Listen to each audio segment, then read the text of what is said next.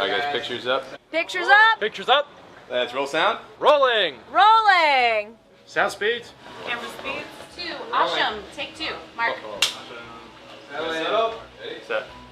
And action.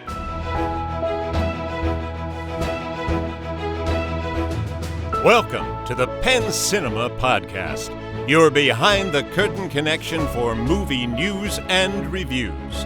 Now here are your hosts, Penn Ketchum and David Moulton. Don't press the button. Don't press the button. Welcome to the show. I'm David Moulton. And I'm Penn Ketchum. What's up? Penn, welcome back. Good to see you, David. I know. It's good to see you. I'm glad you got the memo about the solid print t-shirts. Yeah. It was, well, you sent it with an urgent status. Right, it had the urgent sticker. Yeah, so I went home, right. changed out of my stripes. Right. You've been known to rock the floral print. Yeah. I haven't seen one in a while. Yeah, well, we used to do a thing called Floral Friday at work. At work. So you collected a bunch of I had shirts. like a bunch of Hawaiian shirts. And then it got to the point that if I missed it, because I was almost the only, by the end, I was almost the only one who did it. But if I didn't do it, so many people gave me a hassle. I was like, I'm done. Yeah. I do not want to do this anymore. So is that why you left that job? Yeah. You had to get away from Floral Friday. I can't handle the commitment Right, that the you pressure. want from me. Your people demand too much. Yeah. Oh my I God. can't just be the monkey jumping through the hoops. Yeah, that's it. Yeah. We had a guy that worked here one time. You know, we're a pretty close bunch. We all get along pretty well. This was years ago. And my guy wasn't feeling respected. Oh, no. Or maybe that's not the right word. He wasn't feeling appreciated. And he was letting me have it. Oh, snap. He was telling me what's what. And he goes, you know, Penn, I can do more than count goobers. And I was like, okay, thanks. I'm sure you can. You could probably count Twizzlers, M&M's. M&M's, popcorn buckets. I bet you could count soda. What? Yeah. Speaking of popcorn buckets. Yeah. Oh my God. We're going to be talking about Supergirl. Yeah. But let's not ignore the Supergirl in the room. Right there on this excellent popcorn bucket. Now, this isn't what we've been hyping popcorn buckets because they're the big thing. And usually when we're talking about them, they're like three-dimensional, crazy collector's items. You had a Masters of the Universe sword that you couldn't even fit behind your desk. Right, exactly. Yeah. But this is just like, something about it is classic and cool. I like this popcorn bucket because to me, like you said, classic and cool. I think it's old school. I think I wouldn't quite use the word vintage, but it's a little punk rock as far as I'm concerned. Yeah. First of all, you got Supergirl and what's the dog? Metro Dog or something? Crypto. Metro Dog. Well, Metropolis Dog. I knew it was wrong as it was coming out. At least it was kind of on Metropolis level. At least. Yeah, Crypto. Was it Crypto Dog? It's crypto, not crypto dog. Just Like crypto. the cryptocurrency. Yes, like cryptocurrency. Because he's from Krypton. So it's got Crypto Dog on the front. Yeah. Yes. Crypto dog on the front. Crypto Dog on the front. Supergirl also on the front. Yeah. And then what I like about it is, well, there are a couple things. On the side, it says Supergirl. And then it also says Supergirl in like some weirdo, almost like, looks like ancient outer space typography. Yeah. I guess Typography, David. Look it up. TypeScript. It's a thing. Is maybe the right word. And then my favorite part is on the inside. I'm holding it up in the hopes, but you can't see it. Well, luckily, you know the editor. Right. But I don't know how to zoom in. So like even if I held it up to this camera, I don't know how to like. I bet we have someone. Yeah, we could call our guy. We can call him. I haven't talked to our guy in a little while. Oh my gosh. We'll have to see how he's doing. Yeah. Anyway, so cool popcorn bucket. There's also some really exciting ones. Like you said, there's a Lobo one, and I know we have a plushy Crypto Dog down there, Metro Dog. And have the Minion ones come in? The Minion ones have come in, but they're not on sale yet because the movie didn't open yet. Oh my God. Does it bother you? Because I know that you are a guy who was a stickler for things matching the whole way through, and they've got to be consistent. Yes. Does it bother you that all over that popcorn bucket, Metro Dog, aka Crypto, is wearing a cape when he does not wear the cape in the movie? Yeah, Crypto Dog is in here Metro Pet.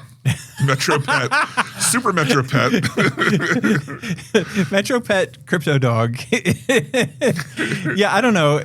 He doesn't wear a cape in the movie. He does in Superman, but in not in Superman. Supergirl. So in Supergirl, he's what, chilling? Just it's like his day off. He's not fighting crime. Yeah, exactly. Yeah. Yeah. So I don't know. To answer your question, it doesn't bug me because I don't know enough about the lore, the canon. Yeah. All right, you ready to get into some news? Yeah, please. Some big news. Big time. Probably the most The news. biggest. Maybe if there was news and then there was news 5 times. If there was a story, yeah. it would About be toys? it would be the biggest story of all 5. Of all 5. Toy Story 5 Yes. opens to the biggest Toy Story of all time. Now, do you know why this is? Is it because maybe someone was involved? Well, my theory, Yeah. which I'm sure is what everyone original. is. I'm Yeah. sure what everyone is saying. Yeah. My theory is that Toy Story opens to the biggest opening of all time because Taylor Swift was involved. Now, do you think that Misty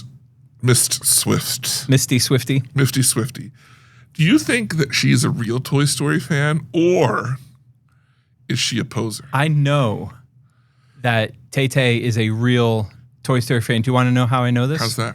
She showed up at the recording Yeah. with her original VHS tape. Not one that she went and got.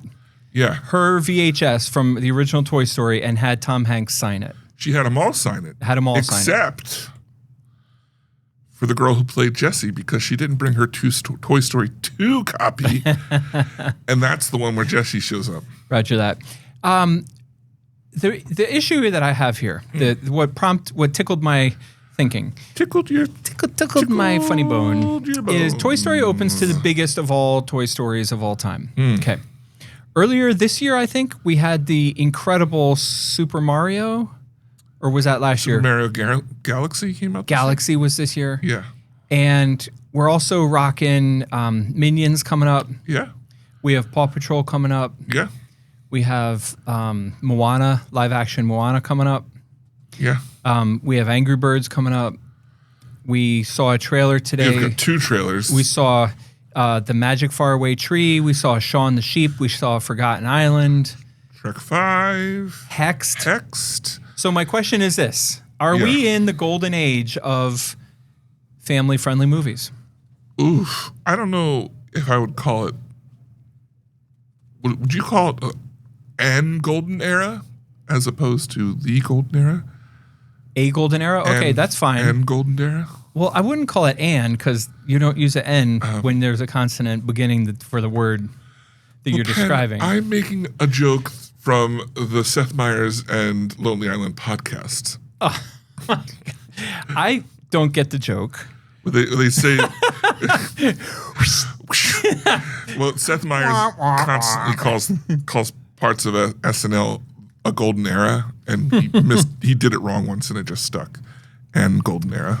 I would not call it "an golden era." You wouldn't call it an golden era. I would call it a golden era. Oh, okay. But here's my question. I might call it Yeah. the golden era because what are you going to come back with? If you want to argue a different era, what are you going to come back with? Well, my thing. Okay.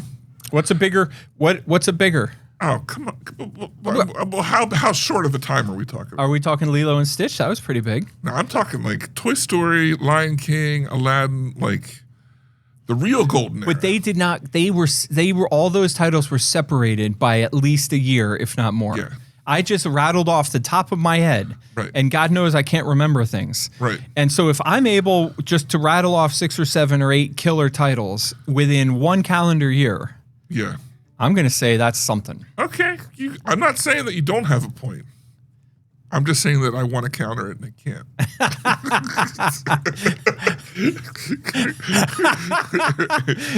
Well, that puts us in a sticky situation, doesn't it? Now that all the cards are on the table. David, in other news, Yeah. are you familiar with Zach Miller? I am not. Okay. Are you familiar with the Western states? Oh, like California, eh? Indeed. So there is one of the biggest all-time trail races, a 100-mile trail race. You run through the woods for 100 miles. And the granddaddy of American trail races is Western States. Okay. And there's a young man named Zach Miller, who's from here, from Lancaster County, graduated from Hempfield. Whoa. Local legend. If everybody who's into running knows him, he's universally feared, loved, respected, appreciated, good guy. He could sit right in with us, and he'd fit right in. Wow. Right. Anyway, he went out to Western States. He's one of the best runners in the world. You wouldn't know this because if you're not into ultra running, you just wouldn't know him. But if you're into ultra running, he's one of the best in the world. I'm only into mega running, which is the level under it. Right. So I'm not familiar. Right. Well, if you would graduate from mega running to ultra running, the thing is, it's a big time commitment, and I have to take those courses. Right. You got to get certified. Yeah. Right. You got to wear the hat. That's all I commit. Right. I'm bad with hats. Yeah. They don't always fit me right. With the mega group, we got the pin. Right. And the handshake. And that's that. That's that. Right. Yeah. The hat's tricky because it's always too small. Right. It always sits on top of my head, and I look like Ollie from Stan and Ollie. That's why I don't do ultras. Oh, wow. Right. But you were there once. I was there. I did wear the hat briefly. That's how you know about Zach. Right. Anyway, Western States was this weekend, and it was a super exciting race. And our local boy, our hometown hero, Zach Miller, came in 5th.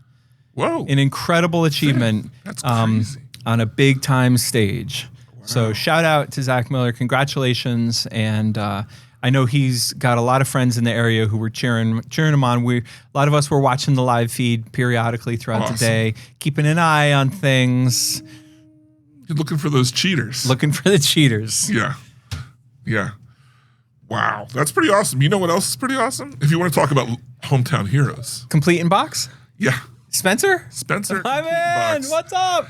The real hometown hero who stayed in the hometown. You know what's interesting about Spencer? He didn't have to go east to get fame. Right. Or west. Right.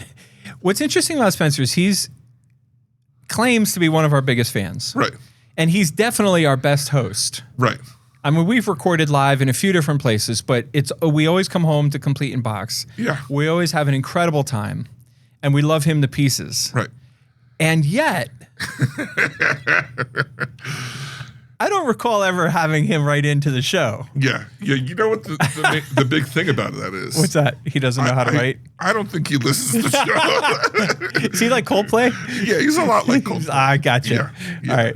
What's the deal with Coldplay? Coldplay is our number one not listener. Our number one non-listener. Yeah, and he comes to the Complete in Box show every year, but he says, well, I was going to come to this anyway. Right. It's not because of you. Right. That reminds me of the t-shirt. I'm sorry I'm late, but I didn't want to come. Yeah, exactly. Yeah. All right, so Spencer is our number 2 non-listener. Right. And he is, for those of you who don't know, the owner, right, of Complete in Box. Mm-hmm.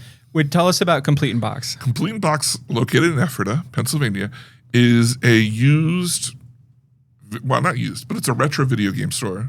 Retro's wrong. It's a video game store. I think they have both. I think you can go get the latest, greatest video games, and you can also trade yours in and buy used ones. And I think it's a whole thing. And it's a comic book shop, and it's great. So every year they do a big party for their anniversary, and this is a super big one because it's 15 years. Ooh.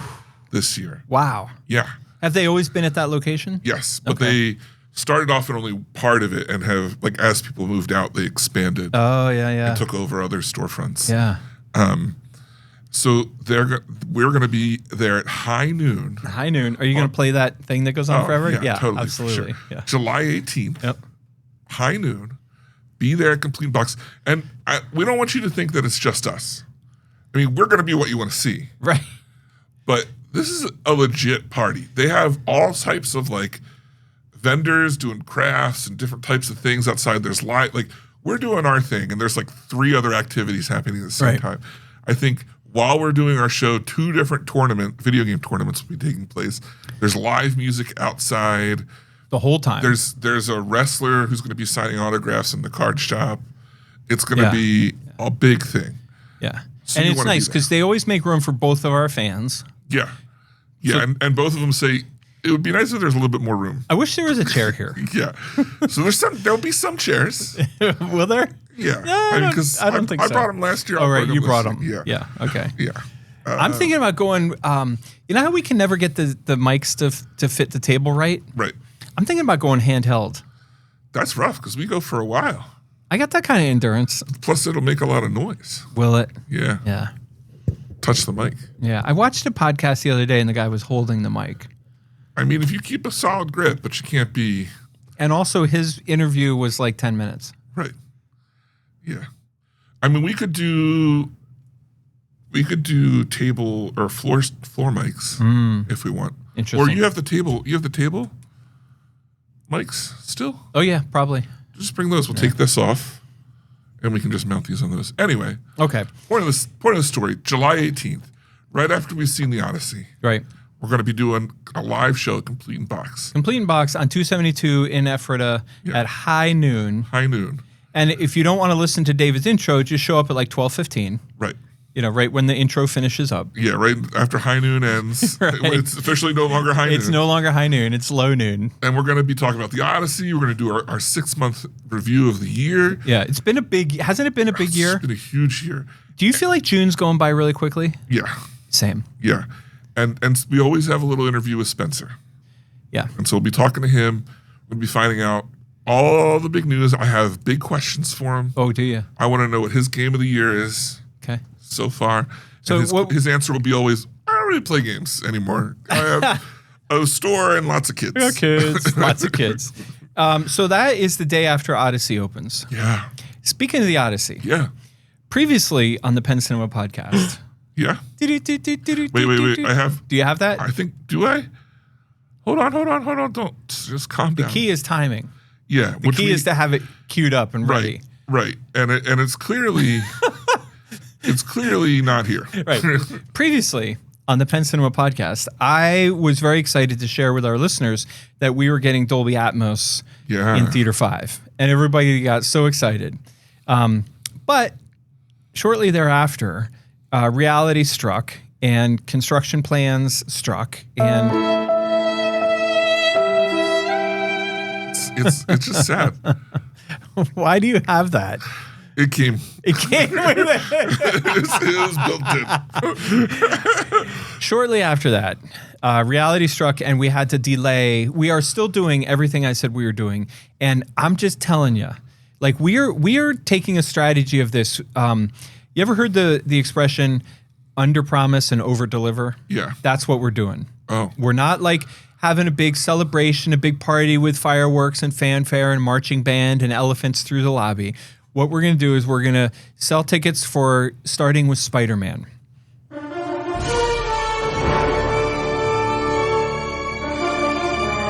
Is that Spidey? Yeah. Yeah. That's cool. That was good timing. That was great. Yeah. That was cool. I was waiting. Yeah, you were ready.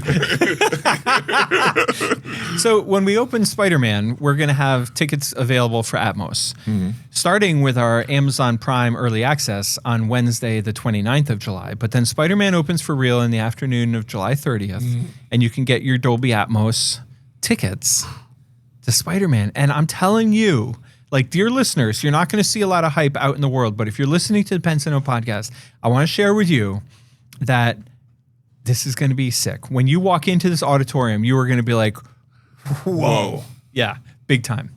So how long is 5 going to be shut down for? About almost 3 weeks. Yeah, so 5 is open for the 4th of July, which is a Saturday, and then Sunday's the 5th, and then on Monday morning, July 6th, Theater 5, the construction guys show up Monday morning. Wow. Yeah. You're not playing around. Is that a week? That's a week from today. Yeah. Yeah. So I sent out a note this morning to the guys, and I was like, please confirm, because I have this theater offline. I don't want to have it offline if you're not going to be here. Right. And they all wrote back, and they were like, buddy. Phone, who dis? Yeah. Right. Oh, that's this year you wanted it? Oh, shoot. Shit. Anyway, speaking of the Odyssey. Please, tell me more. We were on an Odyssey roll. And then it took me to Atmos. Yeah. And then that took me to Spider-Man. But I want to get back to Odyssey. Back in that horse, as they might say. Yeah. That was me rewinding. And that was a Trojan horse joke. Yeah, Trojan horse joke, me rewinding. That's why we're a good team. We do it all. This podcast is going places. What can't we do? Speaking of the Odyssey, David. Yeah. You know how much I love Hamilton Watch Company. Oh, yeah. And you know who else loves Hamilton Watch Company? Who's that? A young man by the name of Christopher Nolan. Nolan. Sorry. Yeah. Sorry. Yeah, sorry. Christopher Nolan. Christophe Nolan. Christophe Nolan Yeah. loves the Hamilton Watch Company. Oh, yeah? He had watches. He's had his characters in a variety of his movies wearing Hamilton Watch. He had Inception. He had Dune. He had Elvis. He didn't do Elvis. He didn't do Elvis. Dune. I don't know what I'm naming. I'm trying to name the watches that Hamilton has done, and Right. I'm ill prepared. But there's a bunch of them. So now he's making a movie called The Odyssey. Never heard of it. Right. Well, let me share it with you because I know you're not super well read. Yeah. No, Right. I'm not. Right. Never. Right. I've definitely So not read one book. The Odyssey was based on a book. Okay. Is that the understatement of the year? Yeah. Yeah, okay. I think it's called a poem. The Odyssey is based on a long-ass poem Yeah. masquerading as a book. Mm-hmm. And the first person to ever read this book was like, Jesus, are you going to just make this a movie or what? Yeah. Back in the day. Yeah, come on. Well, anyway, the poem takes place pre-watches. So how are they going to work it in? Right, that's what I'm saying. So when you see Odysseus, Yeah. what's the main character's name? Odysseus? Odysseus. When you see Odysseus rocking a Casio, you can be like, no, what's that? It's not called, that's anthropomorphic is when It's when an animal is human. animal's human. What's it called when something's in the wrong era? Like a cell phone in a 1950s movie. There's a word for it. I don't know. I can't think of it. Frodo knows. I probably know the word. You totally know the word because I know the word and I'm Okay. just blanking on it. Right. And so Frodo, tell us what are we blanking on? So anyway, there's no watches in the movie because they hadn't been invented yet. But Christopher Nolan has. But instead of a horse, they're in a giant Hamilton watch. Right. But Christopher Nolan has designed Yeah. an Odyssey-inspired watch. That's awesome. That he has signed on the on the back of the watch. It's engraved with his signature. He did each one. Yeah. Yes. Yeah. He did. So how many are you getting?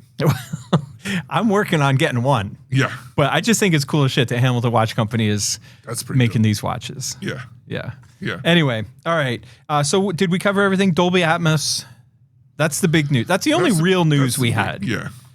Dolby for Spider-Man. Right. And I was looking and I was like, what? Okay, I don't want to miss any news. And I went through, Yeah. we took a week off. I went through 2 weeks of stuff and it was like 90%.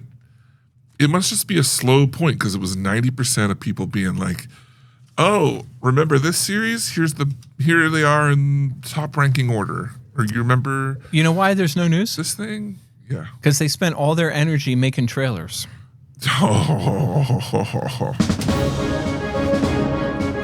Oh, news out. Time for trailers. News out. Time for trailers. This week, David, we have a new segment. We're introducing a new segment of the show. Yeah. And it's called 17 Trailers. Ta-da! 17 Yeah, trailers. jazz hands. Wow. So welcome to 17 Trailers. I'm your host, Penn Ketchum. I'm here with David, and as always, I want you to know yes, that I stopped looking for trailers. I want you to know I even cut one off. Oh, wow. You had 18, but the very last one, I forget what the name of it was literally tagged only on Netflix. Oh, was it? Okay. Yeah. Then I missed it. Now, I also will be completely, because we're nothing if not transparent, right? Right. I mean, we do not put on airs, Right. right? I looked at this list and I was like, oh, hell no. I am not watching 17 trailers. And I started looking, I just pulled one up and I'm like, oh, I'm going to cut this. I pulled up Late Fame. Yeah. And then it was so good, I just was watching it. I think Every single one is all legit. of them are good. They are every single one of these trailers is not only legit, but a good trailer. Yeah. I think the only one that I was questioning was the Samurai and the Prisoner, but that looks good. I agree that the trailer looks good. It's No never one's going to gonna see see. it. It's No one's never. gonna see it. No one. But we can talk about It's it. never going to see the inside of a theater. A lot of people will see it when they're flipping around on some whatever streaming it ends up on, Prime probably. But it's a Cannes.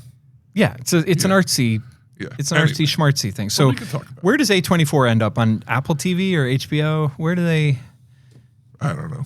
Wherever that stuff, whoever streams the artsy stuff Yeah. is going to stream the Samurai and the Prisoner. Is A24 still artsy? I would say yes. Barely. Barely, but yes. Okay. All right. First up, we have Late Fame, starring William Dafoe. And this seems like, at first, like you, I was like, this doesn't seem like it's going to be that great. And the more that the trailer went on, the more I was like, this could be amazing. Yeah. This is my runner-up. This is William Dafoe is a guy who wrote a book of poems when he was like 20 or something, and then went on with his life and did other things, and then finds out Joined the post office. finds out in his later part of life that he has like this young poet society loves him. Right. Robin Williams was in there. Yeah. Yeah. Yeah. Well, it's not the dead poet society. Oh, young. Yeah, Gotcha. young poet. That's the opposite of Right, dead. exactly. Yeah. Right. Yeah. And they come to him and they're like, our group loves you. And so he starts to hang out with them. He's like, your group? And he starts to get famous Yeah. for these things. And his friends are kind of like, what? Yeah. You? What? That's how my friends are when I say a podcast. Right. All right. All right. So anyway, I think this looks great. The movie is coming out from our friends at Magnolia Pictures, and depending on it vaguely says at the end of it, coming soon. And depending when they release it, I will totally play this movie. I'll put it in theater one. Yeah. Be a nice little movie for old people, and they will love it. It reminded me a little bit of The Christophers. Yes. Yeah. Similar vibe. Willem Dafoe, not his brother Willem Dafoe. No. Or Five. Or Five. Right. Yeah. Yeah. Okay. Your next up, we have Your Mother from Amazon MGM. This is a teaser trailer for a movie that comes out in October called Your Mother. It stars Markasham Ali. How do you say do we know how to say his name? Here's an important fact. When you say a name wrong, it's now overwritten whatever was in my brain. It's Marshall Ali. See? Yeah. Okay. So anyway, the movie looks like a nonstop, violent, gory, bloody action, revenge, blah, blah, blah. Yeah, about a dad.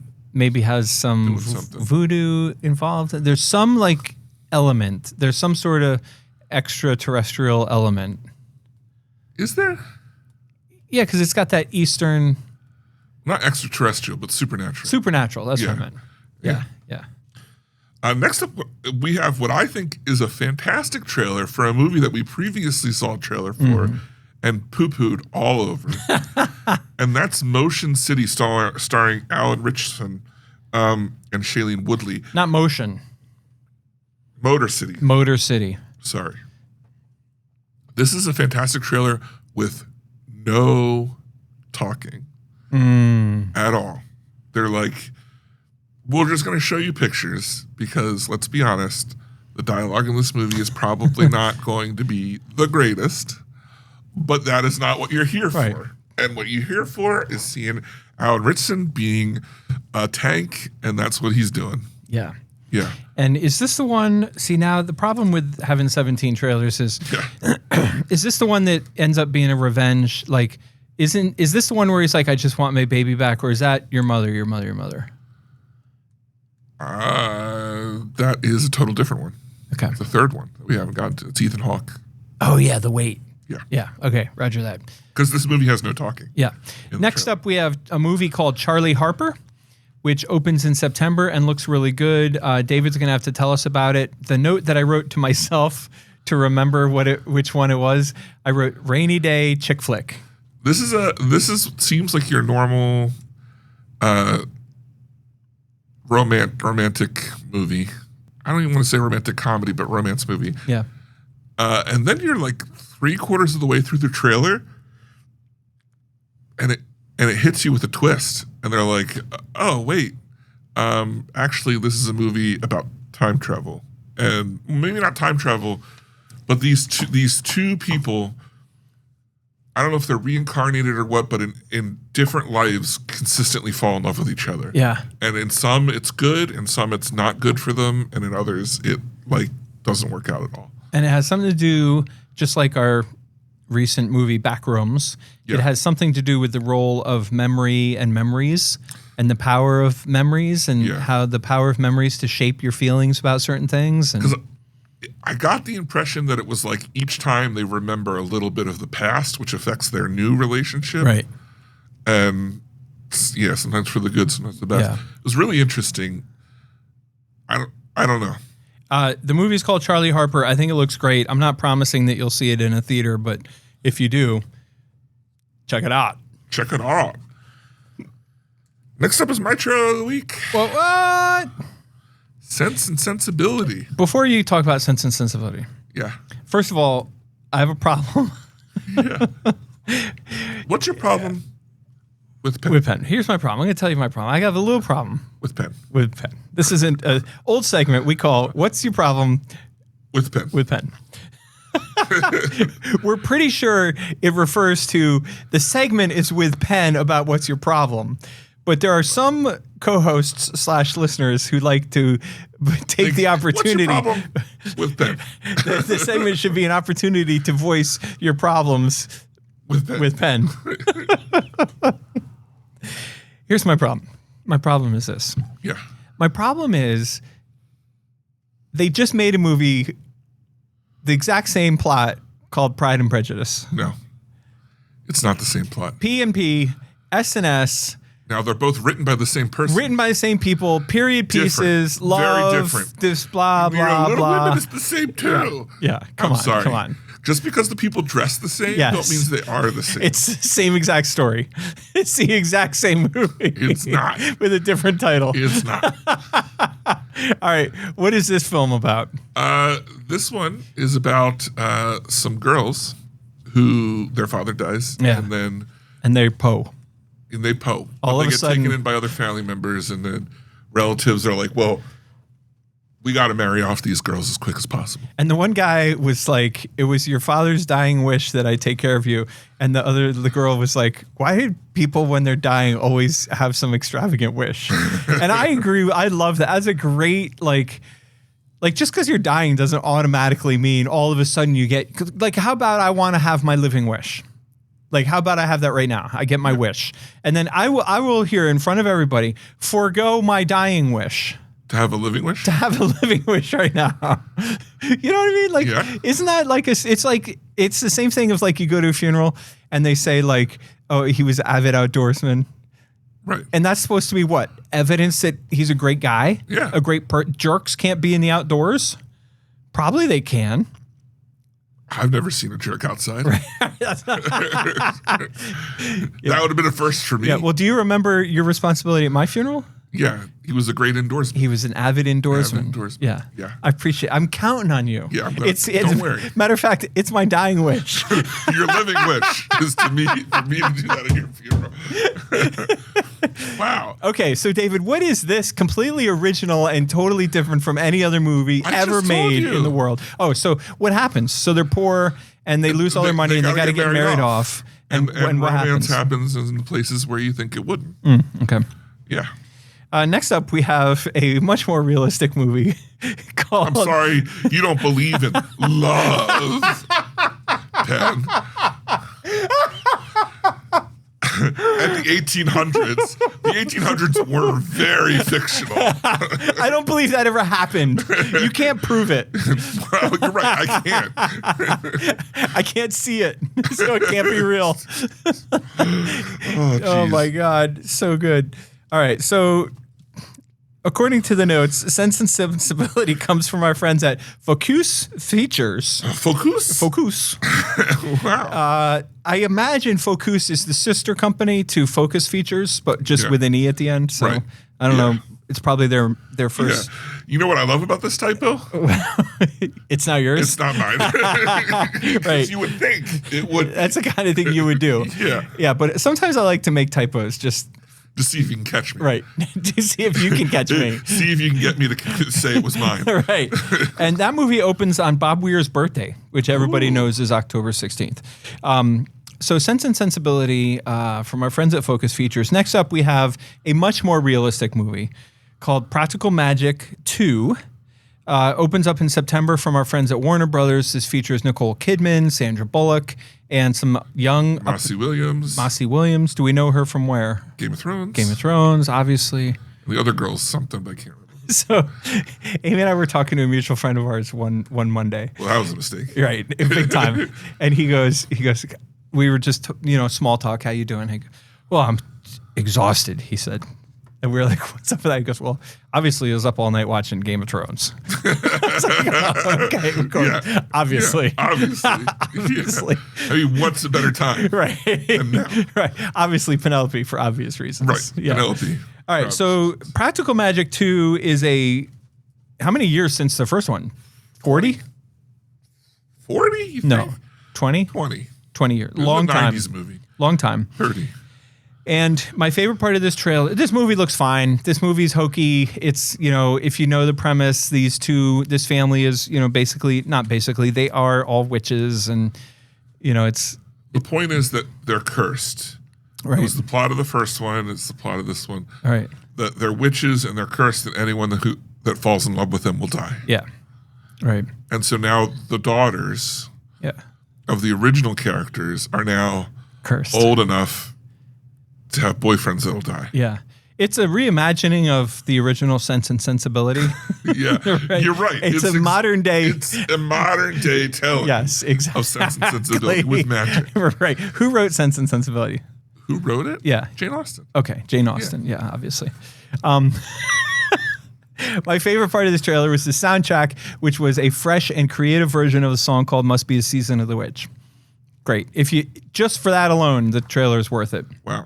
I also want to pause and just say that I picked my trailer of the week. When I was done watching the trailers, I had an easy number 1 trailer of the week. Really? Yeah. My number 2 trailer of the week was Late Fame. Okay. I really enjoyed Charlie Harper. And I thought to myself, this is my trailer of the week, and David will never guess what it is. Really? Is it the debut? The debut was a great trailer, but that's not it. It probably should be. Debut probably should be my trailer of the week. Interesting. All right. What do you got? All right, next up, we have The Magic Faraway Tree, starring Andrew Garfield and others. This is a kids movie about some parents who takes kids on a trip, and there's a note that says, hey, come to this tree in the woods. And the parents are like, don't go in the woods. Now, I don't know if the parents previously went in the woods or they just know not to go in the woods. But I don't want to surprise you. But the kids go in the woods.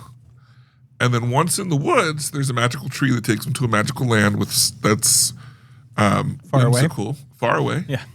And then there's also some sort of catch where if you don't leave in a certain amount of time, you get trapped there forever. And so they're trying to get out, but the parents are also stuck there.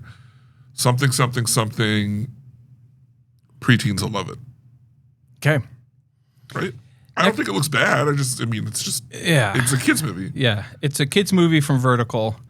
Next up, we have The Samurai and the Prisoner from our friends at Janus Films.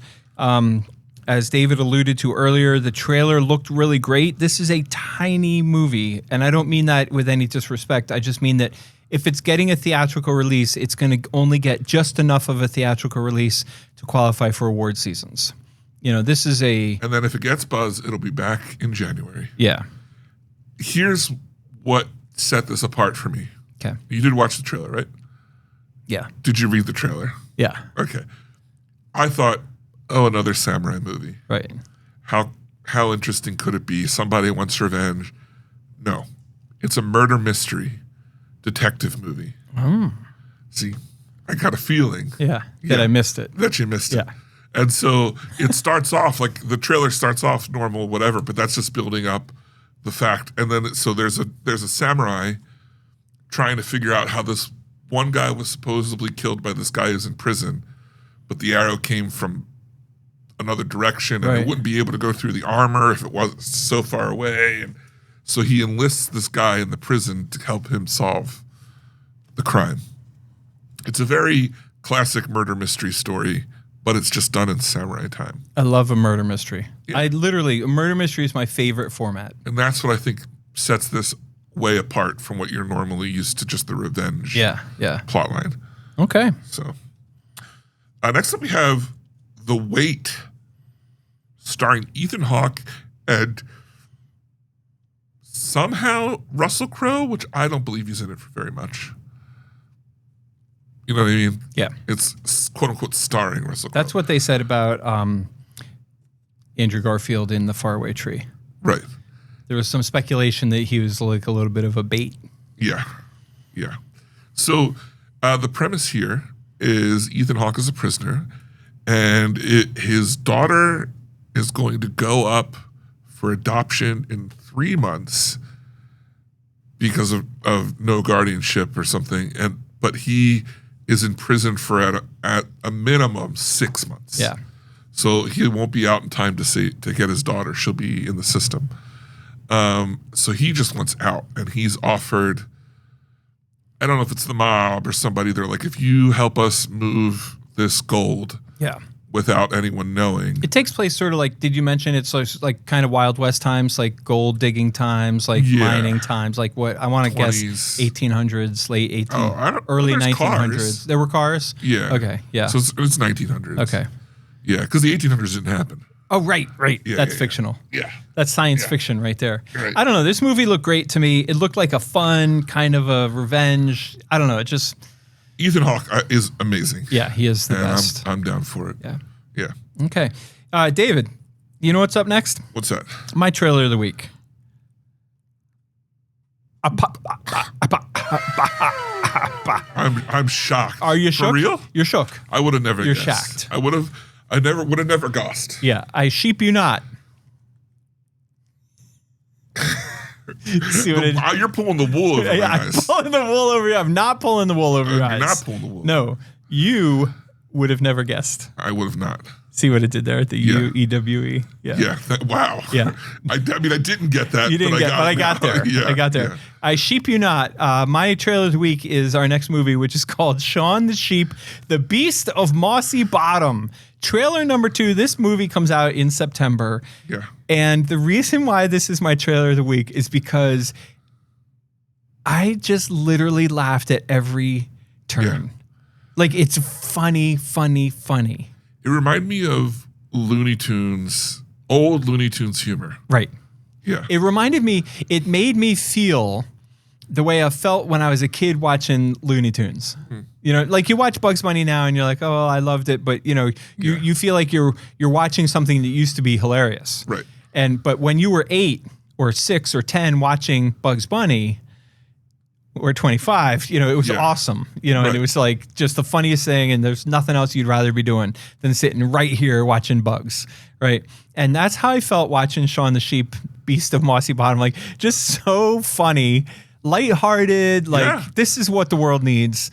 I'm psyched. Yeah. My trailer of the week. And the animation is fantastic. Yes. So good. Yeah. Trailer of the week. Trailer of the week.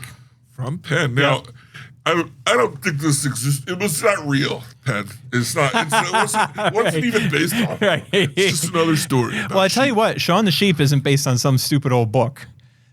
It's some little biddy wrote 100 years ago. Something. Yeah, it's a proper TV show. Which could never be books. Not a dusty old book. Next up, we have Forgotten Island Trailer 2, which I stand by is going to be a fantastic movie for kids. I agree. It opens the week after Shaun the Sheep, and I think this trailer looks good. I tell you what. It adds some more characters. They added some more characters, which is important. Yeah. The premise is these two best friend girls get sucked through a portal the last night that they're supposed to be with each other before college. And they go to this land, and the thing is, the longer you're there, the more you forget. And so there are people who forgot everything, and they're just stuck there. Yeah. Yeah. Didn't we just talk about, the Magic Faraway Tree? Right. Yeah. This looks way better. This looks 1,000 times better. Yeah. What's the movie that opened a few years ago? It was a kid's movie, it was animated, and the two brothers were in a van, and they got sucked through a portal. Yes. Yeah, it was a Pixar movie, and I can't remember what it's called. Tom Holland and I think Chris Pratt were the voices. That movie was great, too. Yeah. This movie is called The Forgotten Island. It's going to need some marketing help. It's going to need somebody who knows how to market. Yeah. This movie, because it's hard to explain. There's not great star power behind it. No. It's Universal as opposed to Pixar or Disney or one of the heavy hitters. So Right. fingers crossed. What I would like is get the team, because Universal did the Spideyverse, all the Spideyverse stuff, or is that no? That's Sony. Sony did that. Well, get the team from Sony to come over to Universal and just let us borrow you for like a week. Just a little bit. Yeah, just stop on over. I think the premise looks fantastic. Yeah.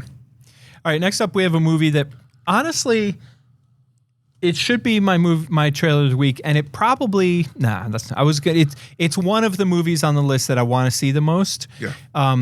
The only thing working against this movie is that how do I put this? When I was watching it, it felt a little bit cliche. Yes. Like it felt a little bit like we've seen this movie before with other, the same premise, but not acting, Right. say, any other type of passion or industry or hobby or. Now, with that being said, it's written by Jesse Eisenberg, who co-stars in it with Julianne Moore and Paul Giamatti. The three of them all look amazing.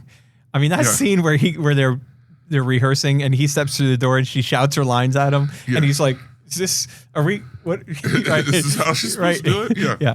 I thought it was great. The movie looks great. It's from A24. It's coming soon, so who knows. Yeah, so the premise of the movie, of the debut, is Julianne Moore is, I guess, an empty nester, I think is the point, right? Something like that. She's of an age where she's been at the house a lot, and now the husband makes some jokes about how she doesn't have anything going on for herself, and then she says, well, I auditioned for a play. And she gets the part, but she's never acted or anything. Yet Paul Giamatti, the director. I love the description of Paul Giamatti's character at the beginning of the trailer is they say he's a legend in local theatrical productions. You know what I mean? Yeah. Like a legend in this incredibly small, tiny niche, world. Right. For 50 people, he's a legend. New Jersey. That's what it was. A legend of New Jersey community theater. Yeah. Yeah. And so Paul Giamatti takes a liking to her, and really I don't know, I couldn't tell if she has the starring role or just a real small role, but he takes it to get her to work. Well, he takes himself very seriously. Yes. But he thinks that she can do really well. Yeah. So. Yeah, I don't know. This movie's going to come out. We're going to play it, and I'll definitely watch it. Next up, we have Clara and the Sun, which is my runner-up. This was good. It's Jenna Ortega and Amy Adams. Jenna Ortega it's a future where companion robots exist, friend robots exist, and Jenna Ortega plays one. And they're so common, it's like buying your kid a toy. Right, but there are now new, like the old models look like regular people. The new models all look like the perfect person. And Jenna Ortega, like you and me. Yeah. Jenna Ortega is classed in with the old models who are getting bought, and then this one girl decides she wants her, takes her home, and they say that like at first they're like toddlers, but then they grow into knowing their family and like adulthood with the family. But stuff happens, and they try and get rid of her. I think I had a hot take on this. Ooh. I want to run it by you. Yeah. See what you think. Okay. In the popular horror movie Megan and Megan Mathregan? Magan and then Mathregan. Yeah. Matugan.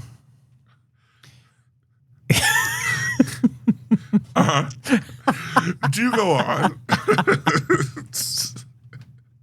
I don't want to anymore. In the popular movie Mahogany and Mahogany 0.2. Yeah. In the popular horror movie Mathregan and Mathregan 2.0, there's a problem with the doll, which turns evil against the family, a good, innocent family. I think that in this movie called Clara and the Sun, it's a good, innocent doll, And there's some element of the family that is problematic. Now, this is clearly not a horror movie, but I'm saying the drama, the angst in this movie is not the doll. The problem is not the doll. The problem is the doll's normal, well-adjusted, appropriate assessment of a problematic, dysfunctional family. Right. The daughter gets put in, I think, a mental facility. And that's when they're like, well, we don't need you anymore. Yeah. And they try and get rid of her. And I think Clara then goes on an adventure. Yeah. Yeah. All right. You want to tackle this next one? This is a big boy. There's movies, and then there's the small little film. The biggest movie of the year. Spider-Man Brand New Day trailer 2. Do you want to address the elephant in the room right now? You mean the Supergirl popcorn bucket? the crypto, what do we call it? The crypto dog? Yeah, Metro dog. Metro Pet Vet, located in Leola, PA. Spider-Man is heading towards a $200 million opening weekend. It's going to be big. What's bigger, Avengers or Spider-Man? Spider-Man. Yeah. Spider-Man. Easy? No. It'll be close. Yeah, I agree. I agree that Spider-Man is bigger, but Avengers comes close. And I think the two advantages are, first of all, I think Spider-Man is just, has an incredible amount of, the fan base is so broad. You don't have to be into superheroes to love Spider-Man. Right. And then second of all, you don't have all the baggage that's going to go with an Avengers movie. Right. But second of all, summertime. Yes. And you can watch this movie all week long. In December, they're going to make their gross Friday, Saturday, Sunday. Right. And no direct competition that weekend. Right. Of equal hype. Right. Similar hype. Yeah. Yeah. Okay, so the trailer, do we think this is the final trailer? Yeah. Okay. I think this is it. Okay. Final trailer for the movie called Spider-Man Brand New Day, which opens on July 31st, but there is a sneak for Amazon Prime members at Penn Cinema on 7/29. And I will tell you, right before the show, I was in touch with Sony and asked them, I said, my sneak, which is playing in our brand, it'll literally be the first show in Dolby Atmos. Wow. And the sneak is 10 seats left. Wow. We're 10 seats shy of being sold out. So I emailed my guy at Sony and I was like, can I put on a second theater? Even though it's not Atmos. And we already covered it's not getting an IMAX release, so it's not going to be an IMAX. So I said, when can I put the overflow theater on sale? And he said, you can't. Wow. So it's going to just sell out. They're going to because it's in these very specific, you have to get your formats approved and everything. And once your approved format sells out, there's not going to be any overflow theaters. You know what the answer is? Build another Dolby. I think that you've realized you need another Dolby Dolby theater. Well, according to him, it wouldn't matter if I had another Dolby, they would just let this one sell out and be done. Anyway, we're way off track. Spider-Man opens, let's just say July 30th. Yeah. And this was what we think is the final trailer. I thought it looked amazing, but you're the resident expert. Walk us through it. I think it looks fantastic. You get to see a lot more of the Scorpion. There's a lot more talk about how Spider-Man's mutating. And you get to see the Hulk. Is he fighting with the Hulk? Yeah, but there's a whole subplot that you can see in the trailers of people getting mind controlled. So the going theory is that the Hulk is under some mind control to attack him. Roger that. There's also a lot of speculation because Marvel lies in their trailers a lot. So the big thing in the first trailer was the end scene where Spider-Man's jumping towards the hand at the end. There's a big empty spot. And everyone thinks Daredevil's going to be in that empty spot. And then this one, the Hulk is, there's a scene where he's like webbed up falling in some debris, down towards the camera. In the trailer, he's green, but in some of the promotional pictures on the website, he's gray. Oh. So everyone thinks it's going to be gray Hulk. Oh my God. And not green Hulk. Wow. I know. What a world. Spider-Man, I'm hyped. Yeah. I'm hyped. Get hyped. Yeah, get hyped. Yeah. Next up, Penn's going to tell us about Hotspot. Hotspot is a movie from our friends at Focus. Focus. This is opening on August 21st. And this is a movie that one of the comments... See, David, when I watch... I don't know how you handle trailers, but when I watch trailers, what I like to do to make good on my professional obligations is to read the comments. Oh, wow, that's a new thing. I read a description of what's on the thing, and then also I scroll through some of the comments. Helps me get a more well-rounded sense of what the movie is, what we're dealing with. This way, when I show up, I know what I'm talking about. You're so on top of this. I mean, you wouldn't understand. Brilliant. You're right. I would. Right. Yeah. One of the comments that I read said this is 1970s sci-fi, which gives you the correct vibe of this movie. Okay. I have no idea what it's about, so David's going to have to talk us through what it's about. I will say this. It's from our friends at Focus, and the original thought that I had when I was watching it, I thought, oh, this looks like fun. This looks cool. It's science fiction. And then I thought to myself, this doesn't look like a Focus Features movie. Like, they do a little bit more of the touchy, lovey love stories and maybe a period piece and, that type of stuff. Yeah. Although, I mean, aren't they the ones with Obsession right now? So, but still, that's a love story, kind of. Sort of. And it's a little bit of a horror movie. But anyway, so I didn't think it looked like a Focus Feature movie, but I thought it looked really good. What's it about? Correct me if I'm wrong. This is the one with the eyes covered? Yes. Right, okay. So, because I can't remember which one you took off. It wasn't this one. Obviously. Yeah. So, the premise here... excuse me, I got to get professional. Yeah. The premise here is, I guess, a detective. Everybody has like wet work in their brains with like an AI that helps coach them through life, and he has to go to this like refugee camp, and something about it being installed on your right hand side, or it's not installed. I think they keep their eyes covered so the AI can't see like what they're seeing. But apparently, from what I understand, some girl has the ability to hack other people. And when she touches him, she hacks him, and then he becomes like her pawn in doing whatever kind of mission she has going on. And he goes off on this crazy, like, destructive mission. This doesn't look like a Focus Feature film. Do you think it looked good? I need to see more. Yeah. I'm on the fence. Next up, we have a movie that I was doubtful. I was not hyped for this movie. It opens up around Thanksgiving. Yeah. And it's called Hexed. It's from a little art house called Disney. Pixar? Pixar. Yeah. I think it is Disney Pixar. Yeah. Anyway, I'm all in. Like this, immediately I fell in love with the girl. Like she's an incredibly fun, likable young character. I'm in. Like I think this looks like a good old fashioned. What did it remind me of? I don't know. It reminded, Harry Potter? Maybe. Yeah. Well, the difference here is she gets her powers and looks like uses them a lot more than. And has a little bit of trouble getting the hang of them. Right. Yeah. So it's go over the premise here. Did you ever see Greatest American Hero? The TV show in the early 80s. Yeah. It's kind of like that. It's like, so she drops her bracelet in the ladies' room and she's reaching for it. She can't quite reach it. And then all of a sudden the bracelet like comes to her. Right. And then while she's trying to figure everything out, she's like destroying the bathroom with the hands dryer and everything. And so she discovers she has this incredible power.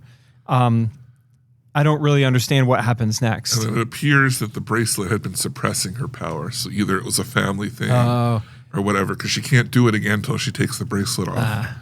And then she's looking at her hands and she makes a portal and goes through it and winds up being introduced to Witch World. Yeah. I don't know what the name is. I can't remember. Another movie about witches.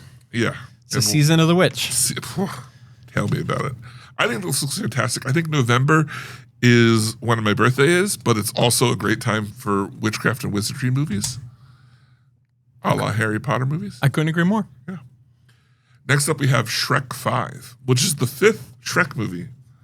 Fascinating. Yeah. Yeah. Is that why they call it Shrek 5? But it's the 6th movie in the Shrek universe. Huh. Because they did Puss in Boots. Puss in Boots. Or did they do 2 of those? They did at least 2. So it's the 7th movie. And didn't they didn't do a donkey movie, though. No, I don't think so. Yeah. All right, so Shrek 5's coming out, and as far as I can tell, it's basically a giant homage to the original Shrek. Yeah. I don't know if you heard or not, but they play Hey, now I'm an all-star at the All-Star, end. yeah. I watched the trailer. No, but did you realize that that's from the first movie, Penn? David, let me tell you a little bit of something about the Ketchum family and Shrek. Yeah. Yeah. I can't name the year because I don't know the year. Right. But whenever Shrek came out, Yeah. I had 2 little girls in my house that were primo #1 target audience for Shrek.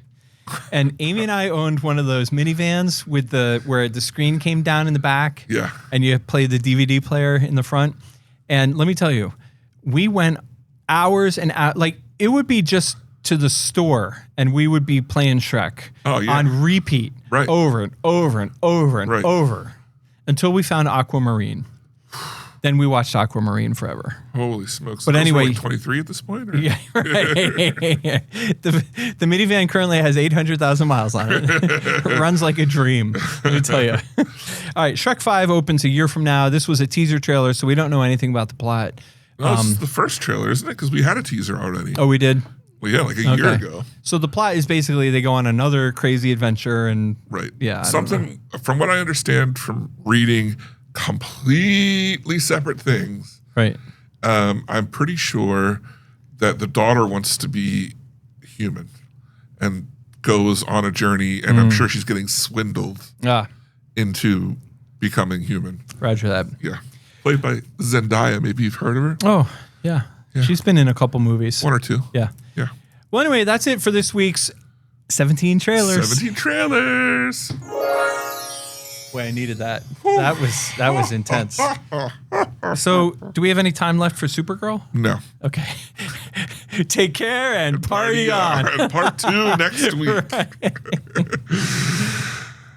Penn, let's talk about Supergirl. Yes. Is this a movie that you saw? It is. It is. I did see it with my own 2 eyes and ears in the theater. Whoa. Yep. Wow. And I have to admit, I liked it more than I thought I would, to the point that I went into it thinking I would kind of do my thing, like work a little bit during it and, sort of not pay attention. Not pay close attention. Yeah. But I didn't open my laptop the whole time. I didn't leave. I didn't get a coffee refill. Wow, that says a lot. Yeah, I mean, I did. I watched the whole thing. My biggest problem with this movie is there was no stinger at the end. Why was there no stinger? And it's like 4 minutes of credits. Why, David? Why? What'd you think of this movie? Penn, I really liked this movie. Yeah. I liked it a lot. I also went into this movie thinking, people are like, are you hyped for it? And I said, all it has to do is not be bad. Right. Like, and I will feel satisfied. Yeah. And it blew that out of the water. Yeah. For me.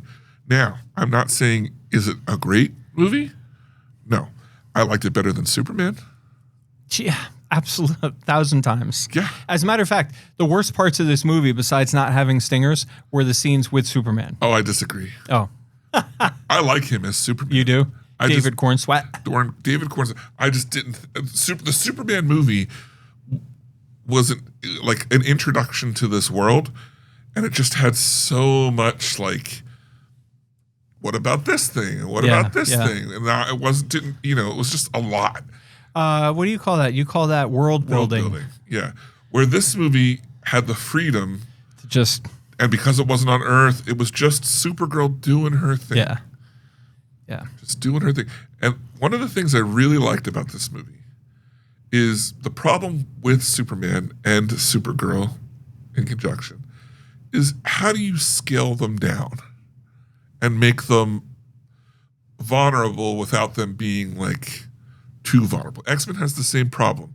How is any bad guy going to be anything while Professor X is around? So the first thing that happens in every X-Men movie, something happens to Professor. They shoot the dog. Oh. Yeah. Oh, yeah. They shoot the dog.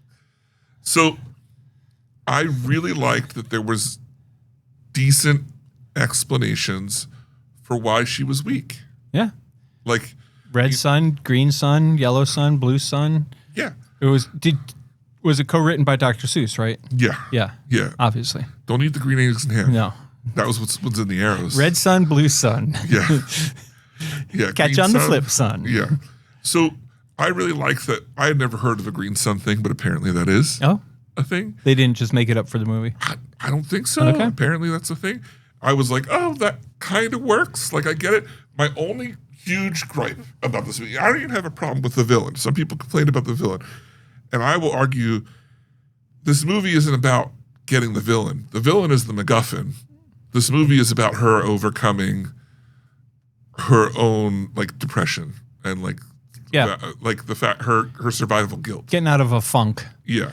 Yeah, her survival guilt. That's the more specific problem. Yeah. Yeah. And so I don't even care that he wasn't like anything to quaff about. My only big gripe was how if her and Superman's only been running for like 6 years in this universe at this point or whatever, how did this guy on another planet know that Kryptonians were weak to kryptonite?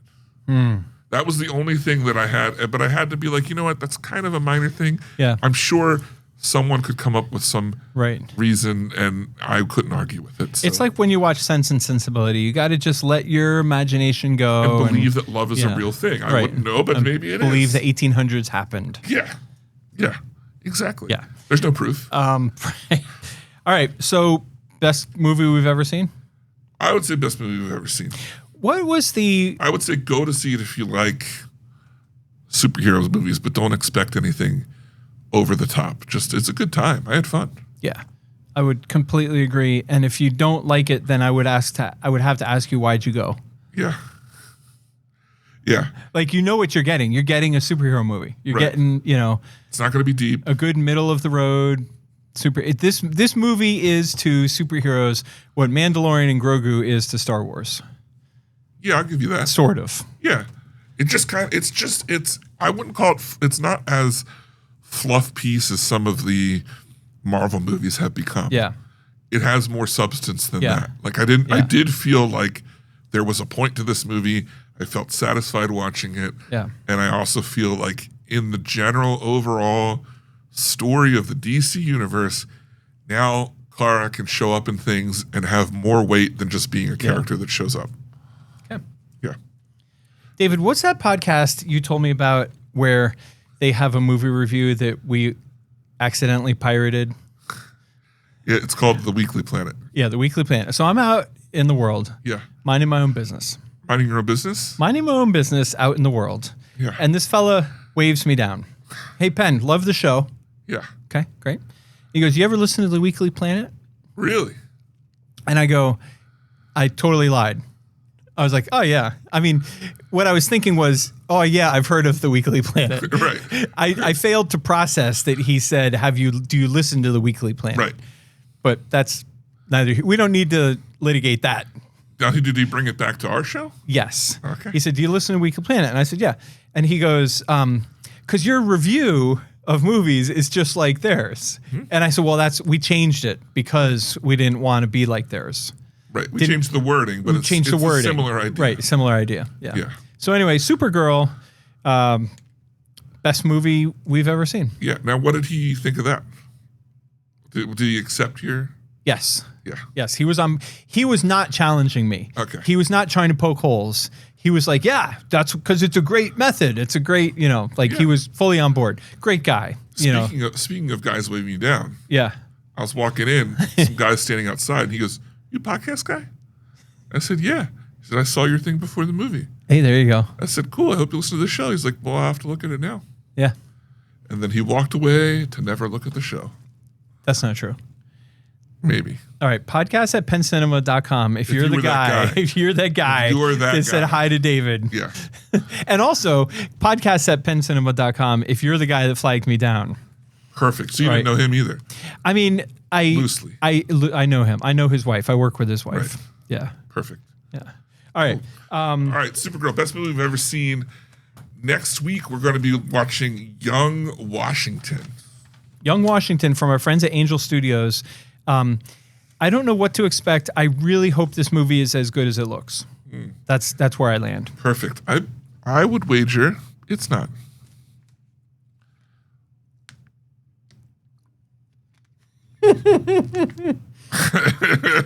Long, awkward. Just saying. Yeah. Captain Positivity over there. Right. I hear Angel Studios and I don't think highly. That's my own prejudice. I love Angel Studios. I know, because it makes money. No, because they I told you when I came back from CinemaCon, they had the best presentation of the whole week. And That's true. they are shifting from faith-based movies. Now their thing is amplified light. What was that last movie we watched that was Angel Studios that was, I will admit, was really good? Was really good. What was it? I forget, but it was Yeah, awesome. Perfect. And it did well. Yeah. But yeah, exactly. Yeah. So maybe I'm wrong. Yeah, again. It's first time for everything. All right. First up for listener feedback, we have the Dread Pirate who writes in and says, I don't disagree with David's take about it being just a movie. I watched it, had an enjoyable time, had some snacks, and called it a night. I didn't wake up the next day thinking about it. I wasn't moved or felt strongly in any way. Maybe a larger topic, but it's 2026 and we're still picturing aliens the exact same way when film and media was put out. You're telling me he can't put together an alien that doesn't fit the leatherhead, lanky, skinny, big-eyed vibes that have been done for so long? Stephen King called them leatherheads and painted the same picture in Under the Dome. South Park had big gray, big head eyes aliens for years. I think I might have been a tad annoyed that I waited 2 hours to see the same alien I've been watching for 50 years. Right. What movies are you talking about? I also don't watch enough alien movies to have much other reference, but I thought it was an interesting thought that both Marley and I had. What movie is this? What are we talking about? My guy writes in a novel about aliens with no mention of what we're talking about. Wasn't it in the? It was in the title though, or the subject line. He's talking about Disclosure Day. Yeah. He's talking about Disclosure Day, but I thought it was funny. He just tears right into it. I'm going for it. Hey, Will, this is what I picture. Hey, Will, how you doing? And he goes, I don't disagree with David's statement. Straight in. Right, straight in. On a tear. I love how it's like he was here and we just did. It was right. He would have interjected. Right. Oh my God, that must be so frustrating. Yeah. When you're listening to the show and we get to hog all the microphones and you can't say shit. You're just over there. Dread Pirate wrapped up by saying also he wants to give a shout out to the Philadelphia Film Society. Whoa. The Philadelphia Film Society should be celebrated and enjoyed as a small nonprofit Non-profit. Does that mean that we get the money? Or do they get the money? How's that work? Do they give us the money to go there? Do we get paid? I don't understand. How does it? Non-profit? Oh, you know what I think it is? It's non-religious. There's no profits. Oh, gotcha. There's no prophecy. Yeah. It's all very in the now. Right. It's present-based. I dig it. I appreciate that. Yeah. Okay, so the Film Society, the Philadelphia Film Society is very now organized. It's a now-centric theater, a two-screen plex. No, see, here's the thing. Yeah. I'm going to educate the Dread Pirate and the rest of our listeners. You don't say two-screen plex. You say it's a two-plex or it's two screens. But it's not two-screen plex. That would be like saying Crypto Dog. Dualplex, does that work? No, you just say a dual. Would you call it the dualplex flex? I would call it a two-plex. Yeah. But I'm nitpicking for the fun of it. Yeah.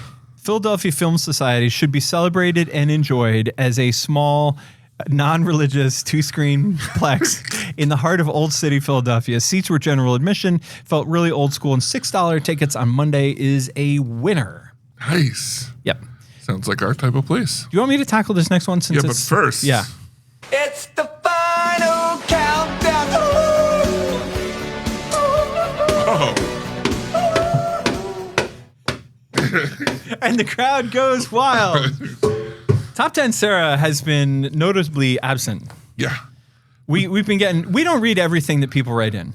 No, it's so much. It's so much. Ugh. But we do get a lot of notes, and every week we get notes from somebody writing in, where's Sarah? Yeah, that's at least 60 to 70%. And we write back, none of your friggin' business. Yeah.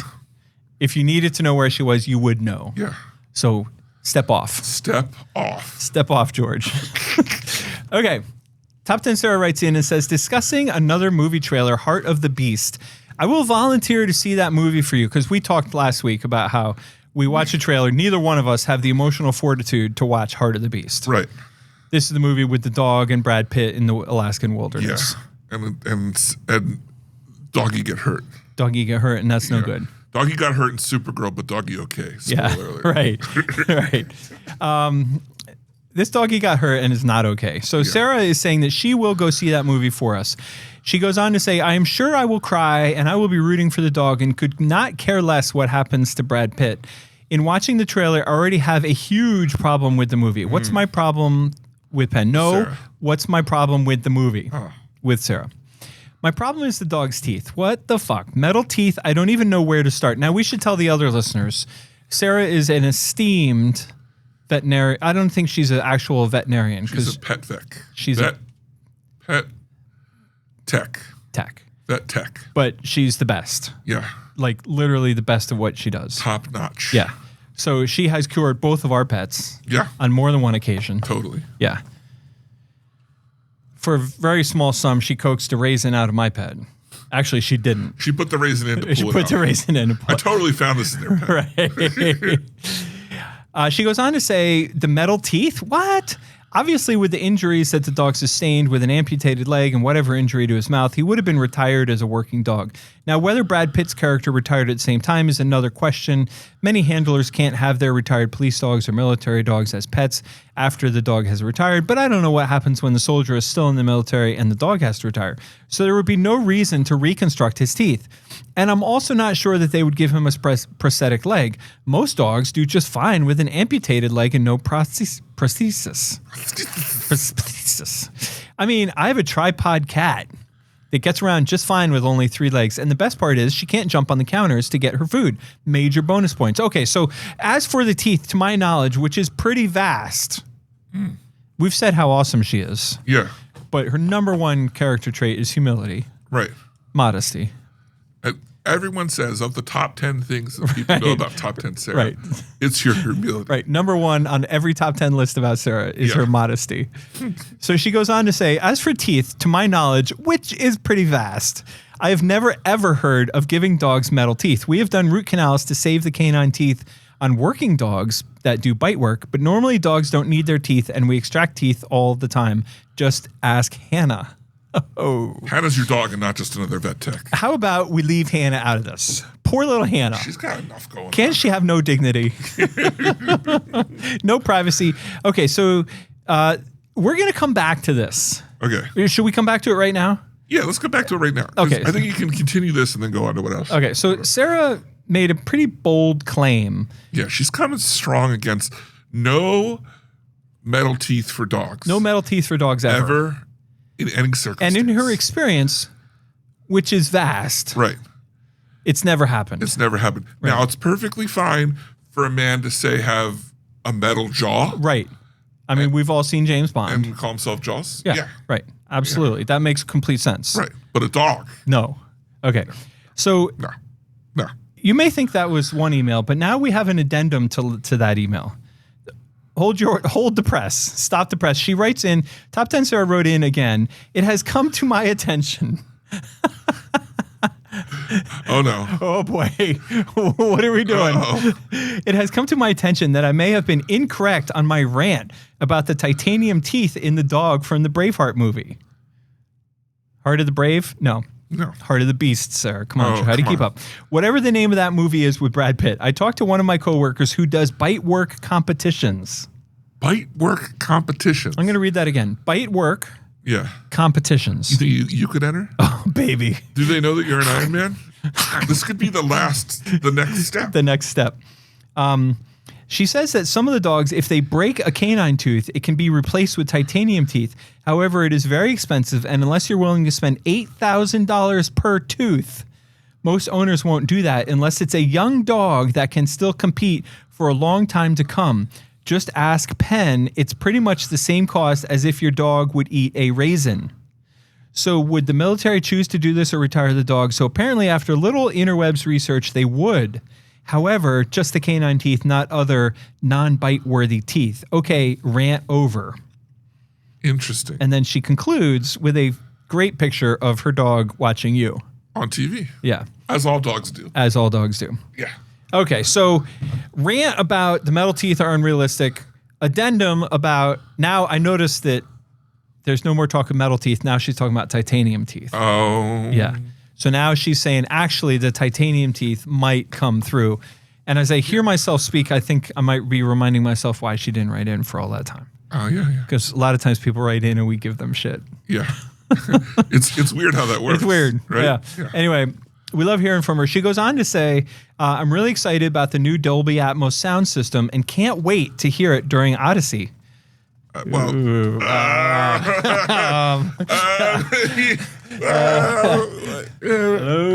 you going to see it?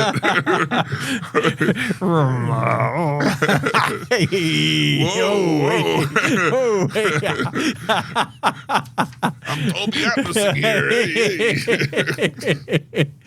She goes on to say, I'm really excited about the new Dolby Atmos sound system and can't wait to watch it during Odyssey. She meant Spider-Man. She obviously, that was a typo. Yeah. She meant to say Spider-Man. Right. That way I can order the chicken sandwich with the chips and not worry about the person sitting next to me annoyed at how loud the chips are. I say, I got a burger last weekend. I tell you what, Stuff. I got a burger here. Yeah. I like the patty melt. Ooh, I haven't had Oh that. my God, David. I just did the burger and it was good. Okay, if you like the burger, patty melt is even better. Is it? In my opinion, the patty melt is supreme to the hamburger. Now, what I want to say is I ordered it. We were testing out a new system which may or may not come to fruition. Oh, okay. But we were testing out ordering from your table. Not your seat in the movie, but out on the patio. Oh, okay. So I'm out on my patio and I ordered a patty melt. And I said, I just want the chips. Because you can upgrade for fries. Oh, okay. But I like potato chips. So I said, I'll just have the chips. My patty melt came with fries. It's more like a patio melt. It was a patio melt with fries. Yeah. Yeah. That's a good one. We should put that on the menu. Call it a patio melt. Patio melt. Anyway. Came with fries. It came with fries instead of chips, which I thought was weird because I feel like, Yeah. they would get my order, right? Yeah. Like if you can't get Penn's order. You know the owner, right? Yeah, right, I do. Right. I'm married to her. Anyway, my point is it came with fries instead of chips and the fries were awesome. Oh, I nice. loved it. Yeah. It was so good. I got fries with my burger. Yeah. Okay. So burger, patty melt, all good stuff. Yeah. And the chicken sandwich. Sarah's excited to come in for the chicken sandwich. She's going to watch Spider-Man with Dolby. And then she goes on to say, last but not least, I did have to end the Masters of the Universe review show early because you talked about the end of Snakes and Ladders, Carl, which I assume is some book in some book somewhere. And at that time, I was literally reading the epilogue of the book. I've updated David about reading the books, but I am thoroughly enjoying them and have mentioned them to a bunch of my coworkers who are gamers who like to read. It's the perfect combination for those people. And there are a lot more of them than you would think. I'm starting the second book right now. Yeah. So Sarah and I have a little bit of joke where she never calls it Dungeon Crawler Carl. It's always something else. 2 words, Carl. Roof robber Carl. Right. Sink cleaner Carl. Right. Yeah, it's Window never- washer Carl. Yeah, exactly. That's great. It's an ongoing joke. So and she is reading. She's reading the second one. Well, she's a good reader. Yeah. She told me Everybody knows that. She was, I guess, concerned that I would be. I thought she was concerned that I would be upset about this, but I think really it was just her getting me not to ask her about it. Okay. And because she emailed me and said, or texted me and said, I'm taking a break to read this other book that I have on loan that I have to return in a certain amount of time. Yeah. And so I got to finish this book first.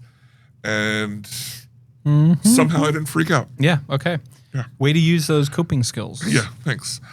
I learned them from someone, let's just call them someone, but we also heard from the Shady Lady. No relation. No relation. Yeah. She says, I'm wondering what your opinion is of early access screening being used, in this case by Xfinity or Amazon, for promotion. Is this something we'll be seeing more of, and how much is it going to hurt opening night? Hey. I think, David, it's important for the integrity of the show To read everything. to read the notes as they come in. Come in.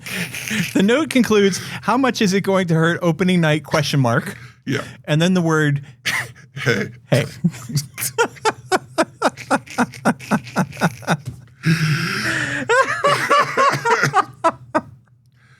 Nobody knows. Has anybody heard from Shady Lady? Was she like voice prompting and then she was like, hey, why are you aiming that gun at me? Yeah, you never know.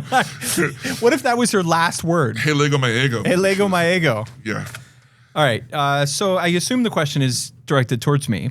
Yeah. And I will say, I'll take them backwards. How much is it going to hurt opening night? Not at all. Okay. 0. Is this something we will be seeing more of? Yes, absolutely. What she's talking about is, like, for example, we just spoke a few minutes ago about the Amazon Prime exclusive screening for Spider-Man on July 29th, which is almost sold out. And just as an example, in our little circuit of 3 theaters, the only theater that was approved for that participation was Lidditz.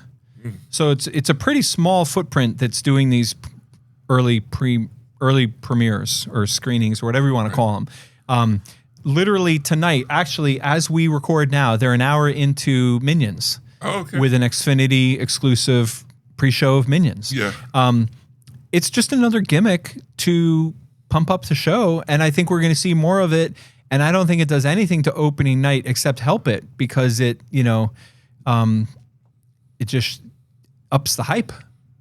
Right. And it's not like the theater doesn't get endorsed for it. Because she's probably thinking that they see these things where it's like, see the movie for free. Oh, well, that's not it. What it is the tickets are only available for purchase through Xfinity members or Amazon Prime members. Okay. Yeah. Well, that's a good explanation. Yeah. So it's not that you get it for free. It's that if you're an Amazon Prime member, you get a code that you can log in and purchase your tickets to see Spider-Man. Okay. But in the scenario you're talking about, which is more rare but definitely happens, even in that scenario, I still get paid. Right. I get paid by whoever's putting that event on. But that is the very rare, less common. Yeah. Well, Shady Lady did not like a certain comment I made referring to people of a certain age as whitecaps. Oh, she prefers blue hairs? Yeah. Yeah. and I got a text, whitecaps! Exclamation point. Hey. And then later I got the text for her son. I can't figure this thing out. Maybe I'm too much of a whitecap to figure it out. So it came back to bite you. Yeah. Brutal. Yeah. Well, let's not put that in one of the shorts. We don't want to alienate an entire generation. Yeah. People. But you know what'll never alienate? The title of the short would be Penn and David Hate Old People. Which is me. Evidence A, Exhibit A. I told her, I said, I know I'm not far. Yeah. But you know what never alienates people? Talk to me. Is the question of the day. Oh, yeah. And that is, Penn, what's up with you?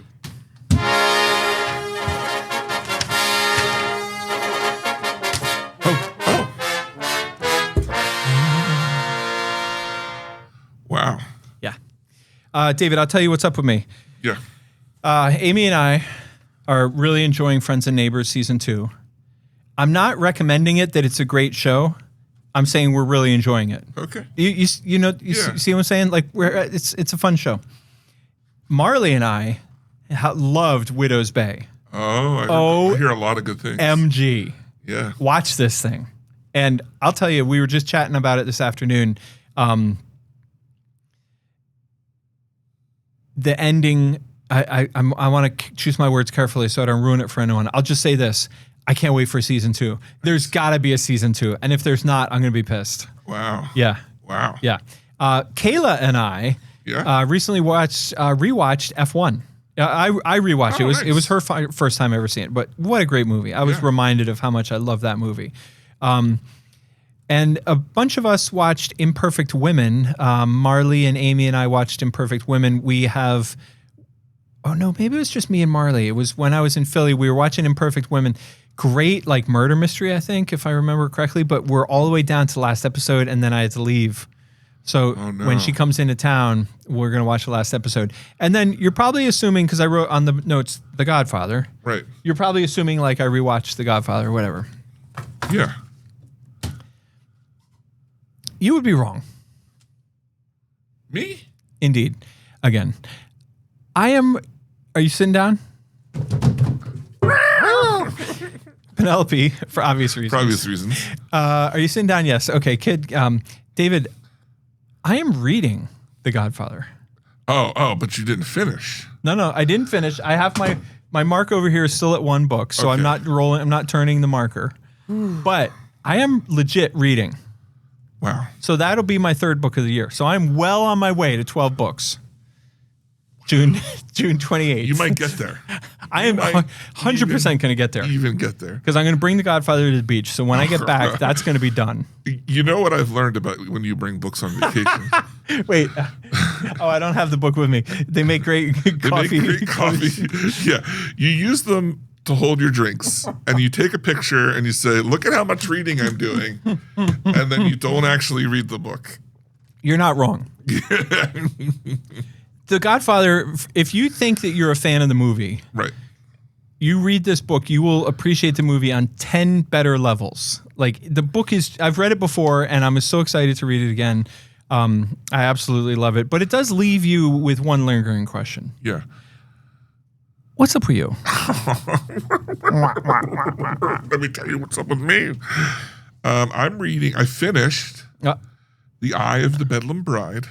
Which is what? Book 6 of Dungeon Crawler Carl. Yeah. And I am now reading This Inevitable Ruin, which is book 7. Of Door Slammer Carl? Of Door Slammer Carl. Okay. I also finished Clarkson's Farm, season 5. Did you watch it? I'm familiar with the show. The girls and I have kind of dipped in and out of it. I'm not up to speed. Oh, it's so good. But are you saying this season is even better than previous seasons? Or are you just saying in general the show is great? In general, the show is great. I am saying this season is an emotional roller coaster. Oh, boy. A legitimate emotional roller coaster. Wow. It's not as exciting as previous seasons, but man, the lows hit hard. The lows and the lies. The hoes and the lows, they hit hard. I also finished Legends of Vox Machina, which was fantastic. It ended on a cliffhanger, which quite upset me. And Penn, I got one small thing. Yeah. Did you honor the death of Optimus and take part in Prime Days this year? I'm sure that I did. You didn't get any books or anything? Was I supposed to? I don't know, but I loaded up. I mean, Prime is a book time to book. I got a bunch of books to be reading. Amazon Prime Day. Days now. Days. And you're saying that's in honor of Optimus. Yeah, who gave his life. Who gave his life so that we could buy books for free shipping. The 1989 Transformers movie.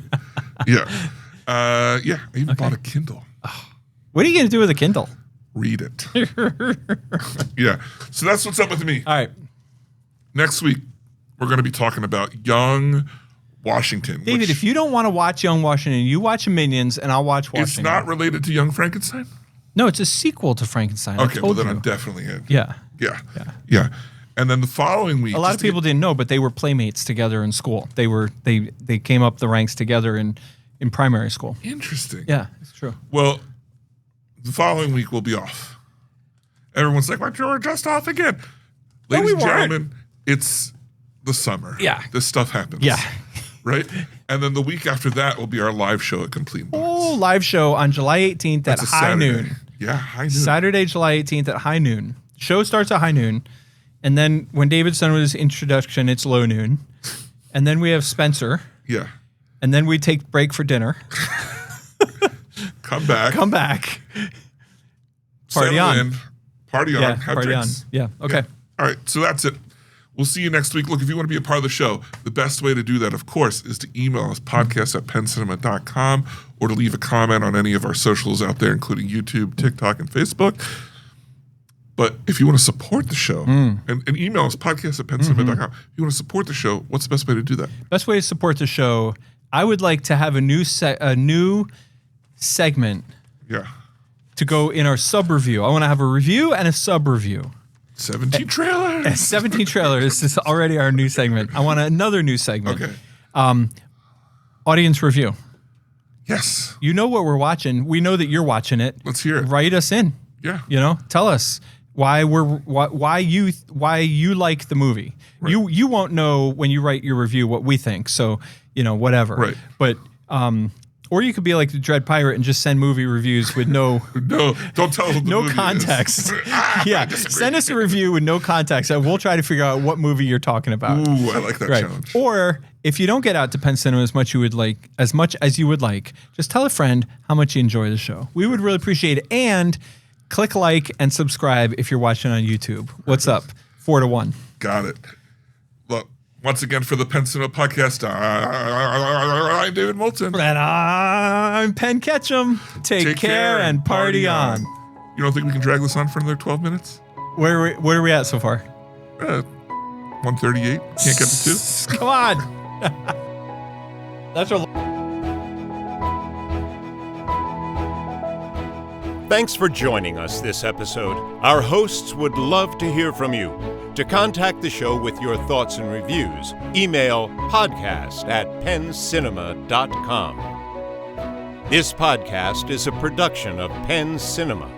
Escape to the movies at Penn Cinema, featuring crisp digital projection, killer sound, reserved seating, and premium power recliners.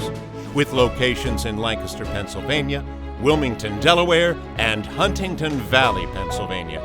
Showtimes and tickets available at www.penncinema.com.